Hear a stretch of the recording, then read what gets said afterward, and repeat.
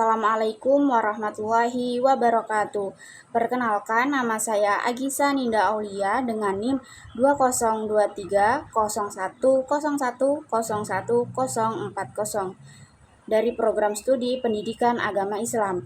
Nah, pada hari ini saya akan menafsirkan beberapa surah, diantaranya yaitu Surah Al-Fatihah, Surah Al-Isra ayat 24, Surah Asy-Syu'ara ayat 18, Surah Al-Alaq ayat 1-5, Surah At-Taubah ayat 122, Surah Al-Ghasyiyah ayat 17-20, kemudian Surah Al-Imran ayat 138 sampai ayat 139, dan yang terakhir Surah Al-Hajj ayat 41.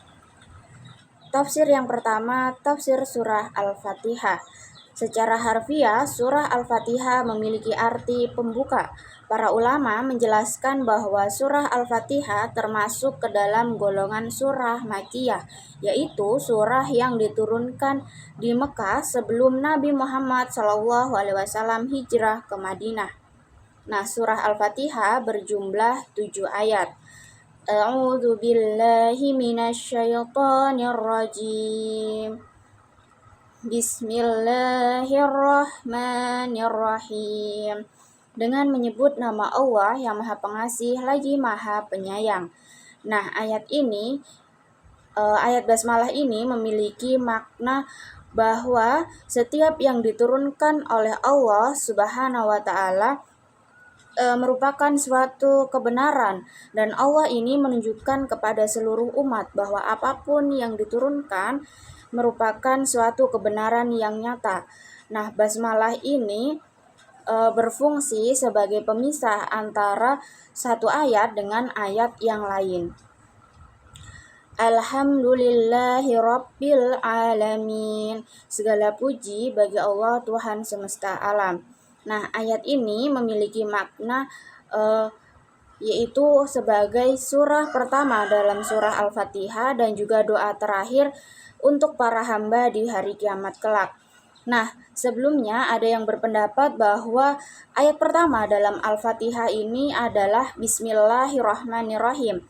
Dan ada juga yang berpendapat bahwa ayat pertama dari surah Al-Fatihah ini adalah Alhamdulillahirabbil alamin. Nah, selain itu, Alhamdulillahirabbil alamin memiliki makna ungkapan rasa syukur dari seorang hamba kepada Allah Subhanahu wa taala atas berbagai nikmatnya yang tak terhingga jumlahnya. Ar-Rahmanir-Rahim, yang Maha Pengasih lagi Maha Penyayang. Nah, dari ayat ini diambil dari Asmaul Husna, yaitu nama-nama lain Allah, dari kata Ar-Rahman dan Ar-Rahim. Ar-Rahman memiliki arti Maha Pengasih, dan Ar-Rahim memiliki arti Maha Penyayang. Nah, jadi jika digabungkan keduanya, ayat ini memiliki makna bahwa Allah Subhanahu wa taala memiliki sifat kasih sayang terhadap seluruh makhluk yang ada di bumi. Maliki Yaumiddin, yang memiliki hari pembalasan. Hari pembalasan yang dimaksud ini adalah hari kiamat kelak. Dan pada hari kiamat kelak kita tidak bisa menyelamatkan orang lain, yang bisa menyelamatkan hanyalah Allah Subhanahu wa taala, dan itu semua menjadi urusan Allah Subhanahu wa taala. Iyyaka na'budu wa iyyaka nasta'in. Hanya kepadamulah kami memohon dan hanya kepadamulah kami meminta pertolongan. Nah, makna dari kalimat hanya kepadamulah kami memohon adalah kita sebagai hamba Allah, yaitu kita patut bertauhid, kemudian melakukan ibadah, dan juga mematuhi segala perintah yang diperintahkan oleh Allah Subhanahu wa taala. Nah, sedangkan dari kata hanya kepadamulah kami meminta pertolongan, maknanya adalah ibadah kita tidak akan lancar atau tidak akan jalan secara sempurna jika kita tidak memohon pertolongan, memohon taufik, ridho, bahkan izin dari Allah Subhanahu wa taala. ihdinas syiratal mustaqim. Tunjukkanlah kami jalan yang lurus. Nah, kata jalan yang lurus atau syiratal mustaqim yang dimaksud dalam ayat ini adalah agama Islam.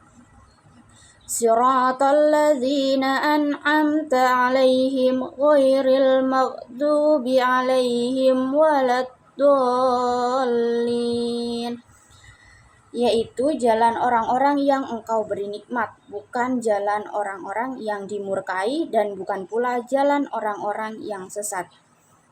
Nah, maksud dari ayat ini adalah orang-orang yang memiliki kenikmatan adalah orang-orang yang mendapat ridho dan mendapat hidayah dari Allah Subhanahu wa Ta'ala. Nah, orang-orang yang diberi kenikmatan ini adalah para nabi, kemudian orang-orang yang saleh dan juga orang-orang yang mati dalam keadaan syahid. Yang kedua, tafsir surah Al-Isra ayat 24. Surah Al-Isra adalah surah ke-17 dalam Al-Quran. Nah, surah ini termasuk ke dalam golongan surah Makkiyah.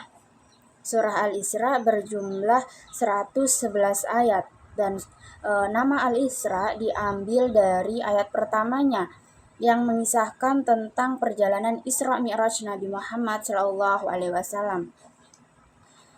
Surah Al-Isra ayat 24 berbunyi, Bismillahirrahmanirrahim. Wahfid lahuma janahat duli minar rahmati wa qur rabbir rahmahuma kama rabbayani shaghira, yang artinya rendahkanlah dirimu terhadap keduanya dan kasih sayang kepada keduanya, dan ucapkanlah, wahai Tuhanku, sayangilah mereka sebagaimana mereka berdua menyayangiku sewaktu mendidikku pada masa kecil. Nah, pada ayat 24 ini merupakan lanjutan dari surah Al-Isra ayat ke-23 yang memerintahkan tentang kewajiban untuk berbuat baik kepada kedua orang tua. Setelah larangan untuk berbicara kasar ataupun menyakiti hati kedua orang tua, Allah Subhanahu wa Ta'ala memerintahkan kita untuk memperlakukan orang tua dengan sebaik mungkin, dengan sikap rendah hati, kemudian kasih sayang, dengan rasa cinta yang tulus, dan juga selalu doakan keduanya. Yang ketiga, tafsir surah Asy-Syu'ara ayat 18. Surah Asy-Syu'ara adalah surah ke-26 dalam Al-Quran. Surah ini termasuk ke dalam golongan surah Makkiyah, yaitu surah yang diturunkan di Mekah. Dan surah ini berjumlah 227 ayat. Surah Asy-Syu'ara ayat 18 berbunyi, Bismillahirrahmanirrahim. Qala alam nubarrika fina walidaw walabista fina min umurika sinin. Yang artinya, dia Fir'aun menjawab, bukankah kami telah mengasuhmu dalam lingkungan keluarga kami waktu engkau masih bayi dan tinggal bersama kami beberapa tahun dari umurmu. Nah, surat Asy-Syu'ara ayat ke-18 ini memberikan pelajaran penting bagi anak-anak, yaitu pentingnya pendidikan moral, pendidikan karakter, dan juga akidah untuk anak di usia dini.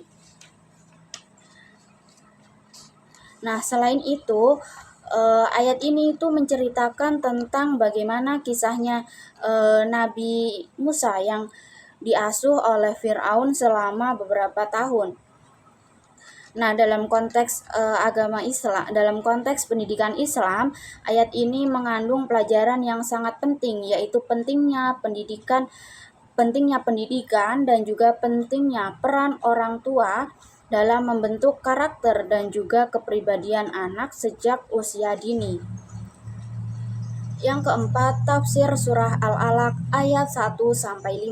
Surah Al-Alaq termasuk ke dalam golongan surah Makkiyah karena diturunkan di Mekah. Surah Al-Alaq adalah surah ke-96 dalam Al-Quran yang jumlahnya adalah 19 ayat. Nah, pada ayat 1 sampai ayat 5 menceritakan tentang bagaimana kisah Nabi Muhammad SAW mendapatkan wahyu pertama kalinya ketika beliau sedang berhalwat atau berdiam diri di Gua Hira. Surah Al-Alaq ayat 1 sampai 5 berbunyi, Bismillahirrahmanirrahim. Iqra bismi rabbikal ladzi khalaq. Bacalah dengan menyebut nama Tuhanmu. Dari pemikiran Muhammad Quraisy Shihab menjelaskan bahwa segala apapun perbuatan yang akan kita lakukan hendaknya dengan mengawali dengan menyebut nama Allah. Nah, jadi kegiatan apapun, perbuatan apapun yang akan kita lakukan ketika kita mengawali dengan menyebut nama Allah, maka kegiatan itu akan dinilai ibadah oleh Allah Subhanahu wa taala. Khalaqal insana min 'alaq. Dia menciptakan manusia dari segumpal darah. Nah, pada ayat ini menceritakan atau menjelaskan tentang Tuhan yang disembah oleh Nabi Muhammad Shallallahu Alaihi Wasallam, yaitu Allah Subhanahu wa taala. Nah, Tuhan yang disembah Nabi Muhammad atau Allah Subhanahu wa taala ini adalah yang menciptakan manusia dari segumpal darah. Nah, kata al-alaq memiliki arti segumpal darah, namun ada juga yang mengartikan bahwa al-alaq ini artinya dinding rahim. Nah, jadi pada ayat ini itu menjelaskan tentang bagaimana sikap manusia, yaitu sikap manusia tidak bisa mengandalkan hanya dengan dirinya saja, melainkan manusia butuh bantuan orang lain.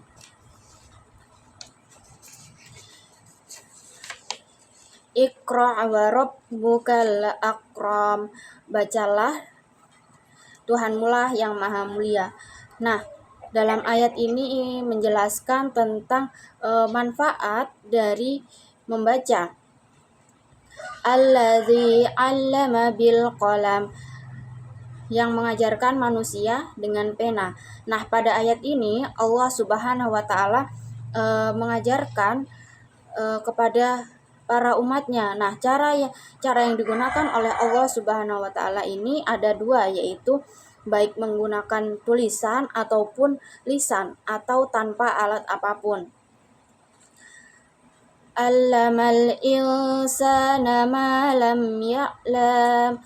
Dia mengajarkan kepada manusia apa yang tidak diketahuinya. Nah, pada ayat kelima ini Allah memperkenalkan bahwa dirinya itu sebagai zat yang maha kuasa, maha mengetahui, dan maha pemurah. Nah, pada ayat ini Allah menunjukkan bahwa pengetahuan yang ia miliki meliputi segala sesuatu tanpa terkecuali. Selanjutnya, tafsir surah Al-Ghasyiyah ayat 17-20. Surah Al-Ghasyiyah berjumlah 26 ayat yang diturunkan di Mekah dan termasuk ke dalam golongan surah Makkiyah. Nama dari Al-Ghasyiyah ini diambil dari ayat pertamanya, yaitu yang memiliki arti peristiwa yang dahsyat. Nah, peristiwa yang dahsyat yang dimaksud ini adalah peristiwa hari kiamat kelak. Surah Al-Ghasyiyah ayat 17-20 berbunyi, Bismillahirrahmanirrahim. Afala yanzuruna ilal ibili kaifa khuliqat. Tidakkah mereka memperhatikan unta bagaimana ia diciptakan? Menurut Al-Maraghi, pada ayat ini menjelaskan tentang unta yang selalu ada di sekitar kita. Nah, unta ini dimanfaatkan untuk berbagai kebutuhan. Nah, selain itu, jika mereka memperhatikan bagaimana unta, maka mereka akan mengetahui apa istimewanya, apa bedanya unta dibandingkan dengan binatang yang lain. Wa ilas samai kaifa rufi'at. Bagaimana langit ditinggikan? Menurut Quraisy Shihab, Allah lah yang memiliki kerajaan langit dan bumi. Jadi Allah Subhanahu wa taala yang menciptakan, memiliki, mengatur dan mengetahui segala rincian yang terjadi di langit dan bumi. Wa ilal jibali kaifa nusibat. Bagaimana gunung-gunung ditegakkan? Gunung-gunung ditegakkan sebagai tanda bagi orang-orang yang akan bepergian dan juga sebagai patokan bagi orang-orang yang tersesat. Wa ilal ardi kaifa sutihat. Bagaimana bumi dihamparkan? Bumi dihamparkan sehingga bisa dihuni dan dipakai untuk berjalan di atasnya. Nah, jadi surah Al-Ghasyiyah ayat 17 sampai 20 mengandung pesan yang sangat mendalam mengenai tanda-tanda akan kebesaran Allah Subhanahu wa taala di alam semesta sebagai sarana pembelajaran bagi seluruh umat manusia.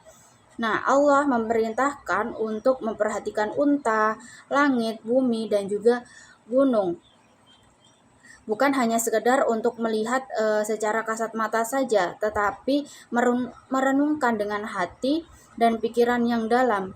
Keempat ciptaan Allah ini menjadi bukti akan kekuasaan Allah Subhanahu wa taala yang menciptakan segala sesuatu dengan keseimbangan, manfaat dan juga hikmah yang besar. Selanjutnya tafsir surah At-Taubah ayat 122. Surah At-Taubah adalah surah ke-9 dalam Al-Quran yang termasuk ke dalam golongan surah Madaniyah. Surah At-Taubah ini terdiri dari 129 ayat. Nah, arti dari kata At-Taubah ini adalah pengampunan. Surah At-Taubah ayat 122 berbunyi, Bismillahirrahmanirrahim. Wa ma kana al-mu'minuna liyanfiru kaffah falawla tafara min kulli firqatin minhum ta'ifatul liyatafaqahu fid dini waliyunziru qaumahum idza raja'u ilaihim la'allahum yahdarun. Yang artinya, tidak sepatutnya orang-orang mukmin pergi semuanya ke medan perang. Mengapa sebagian dari setiap golongan di antara mereka tidak pergi tinggal bersama Rasulullah SAW untuk memperdalam pengetahuan agama mereka dan memberi peringatan kepada kaumnya apabila mereka telah kembali agar mereka dapat menjaga dirinya. Nah, pada ayat ini menekankan pentingnya adanya sekelompok orang yang fokus pada pendidikan agama di tengah masyarakat. Nah, surah At-Taubah ayat 122 ini memberikan pelajaran yang mendalam tentang pentingnya keseimbangan antara menuntut ilmu dan berjuang di jalan Allah. Nah, dalam ayat ini juga menjelaskan bahwa tidak semua kaum muslimin diwajibkan untuk ikut turun ke medan perang. Namun sebagian dari mereka harus tetap ada untuk mendalami ilmu agama agar dapat membimbing dan memperingatkan masyarakat ketika mereka kembali. Nah, dengan demikian menuntut ilmu dan mengajarkan memiliki nilai jihad yang sama karena keduanya sama-sama berperan dalam menjaga dan menegakkan agama Allah Subhanahu wa taala. Selanjutnya, tafsir surah Al-Imran ayat 138 sampai 139. Surah Al-Imran adalah surah ketiga dalam Al-Qur'an yang berjumlah 200 ayat. Surah Al-Imran termasuk ke dalam golongan surah Madaniyah. Nah, dalam surah ini menceritakan tentang kisah keluarga Imran. Ayat ini berbunyi, Bismillahirrahmanirrahim. Hadza bayanul linnasi wa hudaw wa mau'izatul lil muttaqin. Yang artinya, inilah Al-Quran, suatu keterangan yang jelas untuk semua manusia sebagai petunjuk serta pelajaran bagi orang-orang yang bertakwa. Nah, pada ayat 138 ini, menurut Ahmad Mustafa Al-Maragi menjelaskan bahwa Al-Quran ini sebagai fatwa dan petunjuk bagi orang-orang seluruh umat manusia dan juga orang-orang yang bertakwa, karena mereka orang yang mengambil petunjuk ini sesuai dengan kenyataan. Wala tahinu wala tahzanu wa antum a'lamuna in kuntum mu'minin. Janganlah kamu merasa lemah dan janganlah pula merasa bersedih hati, padahal kamu paling tinggi derajatnya jika kamu orang mukmin. Menurut Hamka dalam tafsirnya pada ayat ini menjelaskan tentang setelah peristiwa perang, yaitu perang Uhud yang telah menewaskan 70 mujahid fisabilillah, di antaranya yaitu Hamzah, paman Nabi Muhammad SAW, dan Nabi sendiri yang terluka. Nah, pada ayat ini itu menjelaskan kita tidak boleh selalu terlihat untuk memperlihatkan kelesuhan, kemudian semangat yang menurun dan juga duka cita. Nah, kemudian datanglah ayat ini, angkat mukamu dan jangan lemah dan juga duka cita. Nah, menurut Ahmad Mustafa Al-Maragi dalam tafsirnya menjelaskan sesungguhnya cita-cita dari orang kafir adalah sesuai dengan tujuan rendah yang dikejarnya. Tidak demikian dengan tujuan orang mukmin yang ingin menegakkan mercusuar keadilan di dunia dan juga mengejar kebahagiaan abadi di akhirat kelak. Yang terakhir, tafsir surah Al-Hajj ayat 41. Surah Al-Hajj termasuk ke dalam golongan surah Madinah. Surah ini adalah surah ke-22 dalam Al-Quran yang berjumlah 78 ayat. Nah, menurut Al-Khazin dalam tafsirnya menyebutkan bahwa surah Al-Hajj itu termasuk salah satu surah yang mengandung ayat-ayat sajadah. Surah Al-Hajj ayat 41 berbunyi, Bismillahirrahmanirrahim. Alladzina immakkannahum fil ardi aqamus salata wa atuz zakata wa amaru bil ma'rufi wa nahaw 'anil munkar walillahi 'aqibatul umur. Yang artinya yaitu orang-orang yang jika kami beri kemantapan hidup di bumi, mereka menegakkan sholat, membayar zakat, menyuruh berbuat yang ma'ruf dan mencegah dari yang mungkar. Hanya kepada Allah segala kesudahan segala urusan.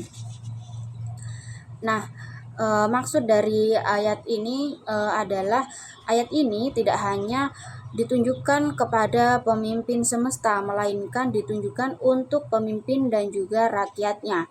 Nah, orang-orang yang jika dianugerahkan kemenangan dalam ayat ini itu mereka akan diteguhkan kedudukannya di muka bumi, yakni mereka akan diberikan kekuasaan mengelola suatu wilayah yang merdeka dan juga berdaulat, dan mereka yakin masyarakat akan mendirikan sholat secara sempurna, mengikuti rukun-rukunnya, syaratnya, dan juga sunah-sunahnya, dan mereka juga akan membayar zakat sesuai dengan waktu yang telah ditentukan, dan juga sasaran dan cara penyaluran yang ditetapkan oleh Allah Subhanahu wa Ta'ala serta mereka menyuruh anggota masyarakatnya agar berbuat yang ma'ruf, berbuat kebaikan, dan juga menjauhi segala larangannya, serta tidak bertentangan dengan nilai-nilai lillahi yang mencegah dari yang mungkar. Nah, sekian tafsir surah yang dapat saya sampaikan. Semoga bermanfaat. Dan saya akhiri, wabillahi taufik wal hidayah. Wassalamualaikum warahmatullahi wabarakatuh.